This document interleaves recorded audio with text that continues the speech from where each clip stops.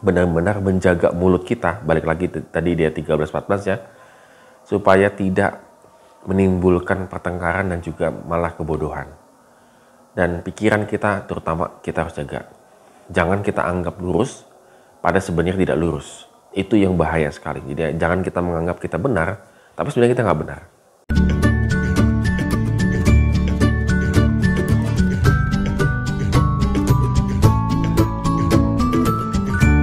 Shalom Good Traders, hari ini kita bersyukur karena Tuhan begitu baik dalam kehidupan kita. Dan kita akan lanjutkan kembali renungan kita di Mazmur pasal 12, ayat 13 sampai dengan 16. Tetap semangat untuk membaca dan merenungkan firman Tuhan. Pada bagian ini kita akan melihat di ayat yang ke-13 dan 14 dulu ya. Nah, kalau ayat 13 dan 14 ini, Amsal mengajarkan tentang bagaimana ucapan-ucapan kita itu akan menjerat kehidupan kita. Kita seringkali menggampangkan apa yang kita ucapkan, apa yang kita katakan gitu ya kepada orang, bahwa ternyata apa yang kita ucapkan itu sangat berbahaya karena itu bisa menjerat dan menimbulkan kesukaran di dalam kehidupan kita. Apalagi ucapan-ucapan itu penuh dengan tanda petik gitu ya, tipuan. Kalau di ayat yang ketiga, kalau di ayat yang ke-13 itu penuh dengan tipuan. Kita ingin menipu untuk menguntungkan segala sesuatu, tetapi ternyata tipuan yang kita ucapkan itu bisa menjerat kita di kemudian hari. Berbeda dengan orang yang benar. Orang yang benar itu menyatakan kebenaran dalam ucapan-ucapannya atau menyatakannya secara langsung tanpa ada tipuan, maka dia akan keluar daripada kesukaran. Nah, ini penting sekali gitu ya Good Traders, karena dalam kehidupan kita sehari-hari kita seringkali memperhatikan ucapan kita tetapi sebenarnya sedang menyembunyikan sesuatu. Tapi ini enggak. Amsal mengatakan tidak boleh menyembunyikan segala sesuatu, harus dinyatakan.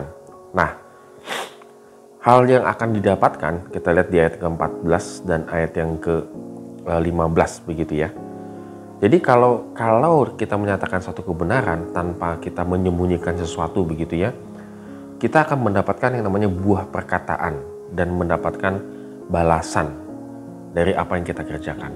Jadi malah mendapatkan berkat, bukan sekedar keluar daripada kesukaran, tetapi juga kita akan mendapatkan balasannya, mendapatkan hasilnya. Contoh sederhana begitu ya, kadang-kadang kita ditawarin makanan sama orang. Bagaimana, udah makan atau belum? Begitu ya.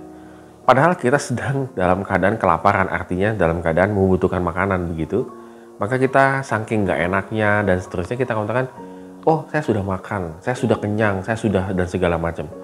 Jadi nggak menyatakan secara terbuka misalnya begitu ya, bahwa misalnya oh ya terima kasih kebetulan saya belum makan misalnya begitu. Nah, kita kadang-kadang suka bermain tanda petik sopan santun tetapi sebenarnya sedang menyembunyikan sesuatu yang benar begitu. Nah, Amsal mengajarkan kepada kita hati-hati kalau kita sering sekali ucapan-ucapan kita tuh menipu, artinya menyembunyikan sesuatu, maka kita akan menemukan kesukaran dan kita tidak mendapatkan buah daripada perkataan kita. Lalu kemudian kalau kita lihat di bagian kedua adalah ayat 15 sampai dengan ayat yang ke-16. Amsal menekankan kata bodoh di bagian ini. Apa yang dilihat di kata bodoh di bagian ini? Bahwa orang bodoh itu lurus dalam anggapannya sendiri. Jadi kelemahan daripada orang bodoh itu adalah melihat dan mengukur itu dengan cara pandangnya dia, cara penilaiannya sendiri. Dan dia tidak mau mendengarkan nasihat orang lain. Jadi Good Traders di sini penting ya, bagaimana kita itu menjadi pribadi yang kita punya ukuran sendiri, tetapi ukuran itu nggak sama dengan orang lain. Jadi bahaya gitu ya. Nah, ini adalah kategorinya orang bodoh. Lalu di ayat yang ke-16 sama juga tentang kebodohan, bahwa kebodohannya adalah menyatakan sakit hatinya seketika itu juga. Jadi kita akan menjadi bodoh kalau kita langsung merespon dengan sangat cepat. Kita seringkali terlampau cepat merespon ya segala sesuatunya, sehingga akhirnya yang muncul itu adalah kebodohan begitu ya. Apa yang kita terima dari orang lain, misalnya ucapan lah, misalnya mungkin hinaan dan seterusnya, itu kalau cepat sekali kita respon, maka kita bisa jatuh ke dalam kebodohan. Bahkan bisa jatuh ke dalam kesukaran, balik lagi. Menjadi rumit dan semakin sukar. Tetapi kita akan memiliki hikmat kalau kita mengabaikannya. Artinya apa? Ada waktunya nanti kita akan menjawabnya, bukan pada saat ini.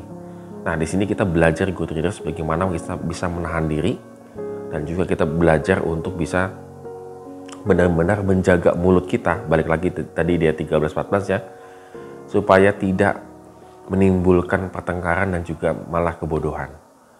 Dan pikiran kita terutama kita harus jaga. Jangan kita anggap lurus, pada sebenarnya tidak lurus. Itu yang bahaya sekali. Jadi jangan kita menganggap kita benar, tapi sebenarnya kita nggak benar. Nah, yang benar adalah bagaimana kita selalu hidup dekat dengan Tuhan, dan lurus tidak lurusnya itu kita mengacu kepada kebenaran firman Tuhan, sehingga hidup kita ini terhindar dari berbagai macam kesukaran dan juga kebodohan. Mari good readers kita renungkan firman Tuhan hari ini dan kita lakukan dalam kehidupan kita. Amin. Kiranya Tuhan memberkati kehidupan kita hari ini.